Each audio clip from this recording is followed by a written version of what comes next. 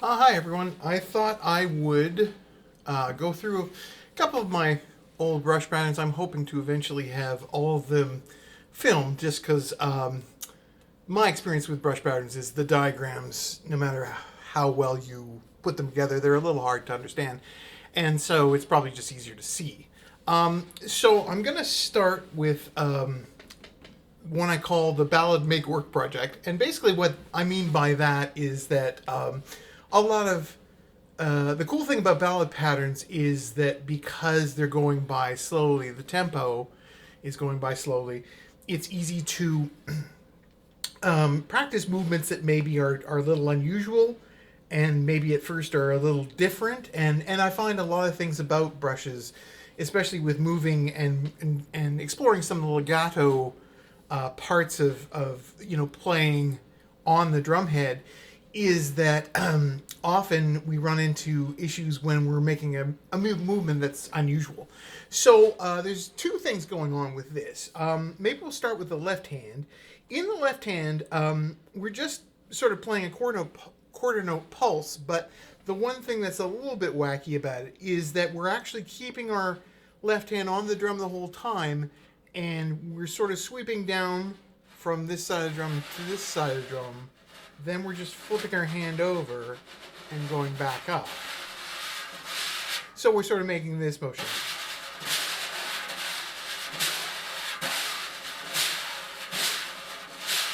And you can make that as subtle as you want. You can make it put more attack on it if you wanted.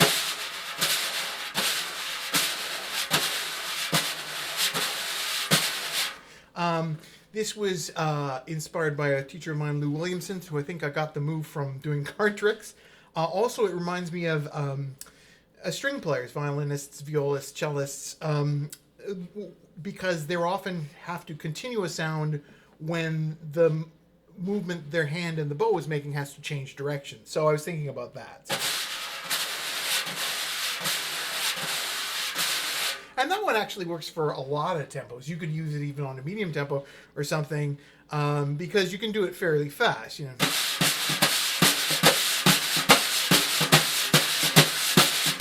Will work fine for that. Okay, so that's the left hand, just doing that sort of, you're just sort of doing a wave, right? Like that, right?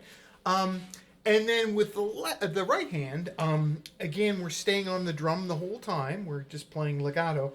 And what we're doing is we're circling clockwise with the right hand, like this. And for you folks that are in circlers, so when you're making circles, if you go like that, I know that's the opposite way. But I really would encourage somebody who's beyond, sort of, say, a basic level with brushes to get used to making circles with either hand going either direction. It really increases your flexibility. And for me, they feel quite different. I know there are a lot of people that, you're either, in circular and out circular. But I find they give you different things. So in this case, we're just doing that on every quarter note.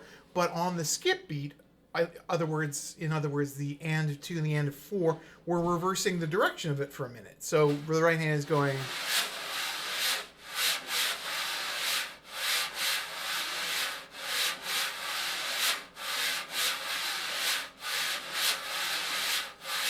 And the sound almost stops, which is why you need something probably legato in the other hand. So maybe even if I was just making circles, maybe circling counterclockwise the other hand, you could play it this way, right?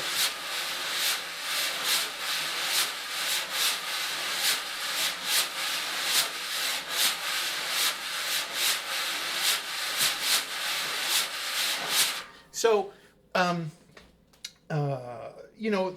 that's something you always want to consider too when you're putting your hands together with any brush pattern, is what is the feeling we're trying to get. If we're trying to get a very smooth sound, the right hand thing and the sound almost stopping, you might not want that for something a little, for a ballad, because it would feel sort of empty, So if, just that right hand thing, it sort of stops the momentum, right? So you probably don't want that. So anyway, so then to put these two things together, so you're going to have that thing going on the right hand, playing the ride rhythm, and you can have the left hand playing the chord notes, going waving back and forth, and you put the whole thing together, and it's like this: 1, 2, 3, 4.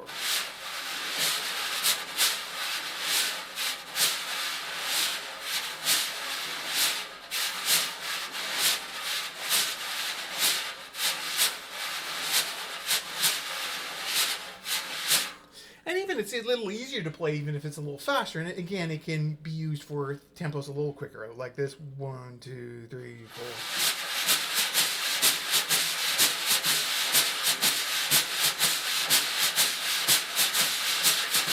And in that case, the right hand becomes almost more of a line, just going back and forth. You might not have enough time to make the whole circle. And again, I would encourage you to practice the ballads, because it is challenging just to try and keep the whole thing going.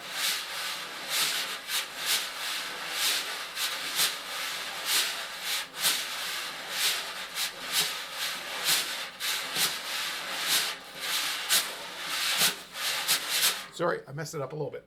We'll try it one more time. Here we go.